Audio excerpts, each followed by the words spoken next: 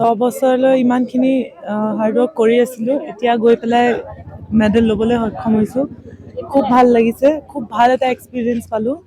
ইমান বছৰৰ প্ৰেক্টিছৰ, ইমান বছৰৰ হাৰ্ডৱৰ্কৰ পিছত এতিয়া গৈ ৰিজাল্ট পাইছোঁ, সেইবাবে খুবেই সুখিত হৈছোঁ। ভাৰতবৰ্ষৰ এই পদক টাইকোৱাণ্ডোত 10 বছৰৰ পিছত লাভ কৰিছে। হয়, তোমাক অভিনন্দন জনাইছিলোঁ দেশৰ বিভিন্ন প্ৰান্তত। এই মুহূৰ্তটো খুবেই এটা বহুত এটা ভাল খুব ভাল এটা মুমেণ্ট আছিলে যে 10 বছৰ পিছত গৈ পেলাই সেই ৰেকৰ্ডটো ভাঙিছিলেগৈ। 10 বছৰৰ আগত যোনটো মেডেল আহিছিলে তাৰ পিছত এতিয়া আনিবলৈ পাইছোঁ, খুবেই ভাল লাগিছে। লক্ষ্য এতিয়া নেক্সট ৱৰ্ল্ড চেম্পিয়নশ্বিপ আছে নেক্সট ইয়েৰ, তাৰপিছত 2026 এছিয়ান গেমছ আছে। এতিয়া তাৰ প্ৰিপেৰেশ্যন কৰি তাতে মেডেল ল'বলৈ চেষ্টা কৰিম। তুমি ক'ত শিকিছিলা প্ৰথম অৱস্থাৰ পৰা, কেতিয়াবা শিকিছিলা? প্ৰথমে মই স্কুলত ষ্টাৰ্ট কৰিছিলোঁ সুকুমাৰ নাথ ছাৰৰ আণ্ডাৰত। তাৰপিছত মই ডিফেন্স ছাৰৰ আণ্ডাৰত স্পৰ্টছ অথৰিটি অফ ইণ্ডিয়া গুৱাহাটীত শিকিলোঁ। তাৰপিছত বেছ কোচ যোন তামাছ ছাৰ, তেখেতে মোক আগবঢ়াই নিলে। তেখেতৰ বাবে মই এছিয়ান গেমছ খেলিলোঁ তেখেতৰ আণ্ডাৰত। তাৰপিছত মই বেংগলৰ ছাইড গ'লোঁ, গৌতম সিং বেদী, মেৰী মেম, বৰ্ষা মেম, তেখেতসকলৰ আণ্ডাৰত।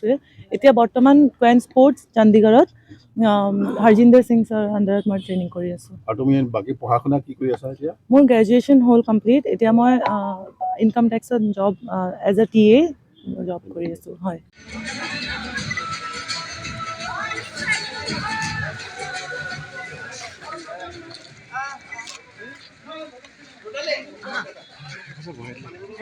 এইখিনি মানে ইমানখিনি সমৰ্থ হৈছে, সেইকাৰণে খুব ভাল লাগিছে। আৰু আগুৱাই যাওক, আৰু তাই বহুত আগবাঢ়িবলৈ আছে, বহুত কষ্ট কৰি আছে আৰু যাতে আগবাঢ়ি যায়। আমাৰ তিনিটা ল'ৰা ছোৱালীকে মই কেতিয়াও পঢ়াৰ ক্ষেত্ৰত মানে প্ৰেছাৰ দিয়া নাই। কেতিয়াও সিহঁতে মানে যি ভাল পায় তাকে কৰিবলৈ দিছোঁ। গতিকে ৰ'দালি পঢ়া শুনাত সৰুৰে পৰা বৰ মন নাছিলে।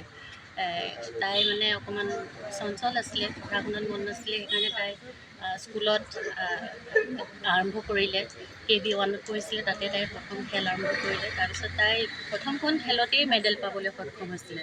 তাৰপিছত তাই এনেকৈ আগুৱাই গ'ল। গতিকে আমি ভাবিলোঁ তাই এনেকেই মানে ভাল হ'ব, গতিকে তাইক খেলৰ হেৰিতে পঠালোঁ। কিন্তু মোৰ ভয় লাগে, তাই যিটো টাইকোৱাণ্ডো খেলে, কিন্তু মানে বহুত দুখ চুখ পায়। মোৰ সেইকাৰণে অকণমান মোৰ চিন্তা হয়। খেল থাকিলে মই খালি ভগৱানক এটাই প্ৰাৰ্থনা কৰোঁ, তাই যাতে দুখ নাপায়, মানে ভালকৈ যাতে খেলে, তাই দুখ নাপায়, যাতে মই মেডেলৰ কথা নাভাবোৱেই।